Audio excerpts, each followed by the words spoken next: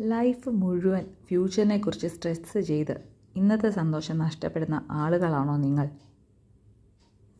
ചിലപ്പോൾ നമ്മൾ നാളെ എന്താകും, ഫ്യൂച്ചർ എങ്ങനെയാകും, ആരൊക്കെ കൂടെ ഉണ്ടാകും എന്നൊക്കെയാണ് കൂടുതൽ ചിന്തിക്കുന്നത്. അത്രയും ഓവർ തിങ്ക് ചെയ്യുമ്പോൾ ഇന്ന് ജീവിക്കാൻ തന്നെ മറക്കും. പക്ഷെ സത്യം എന്താണെന്നറിയാമോ? The future is uncertain for every one.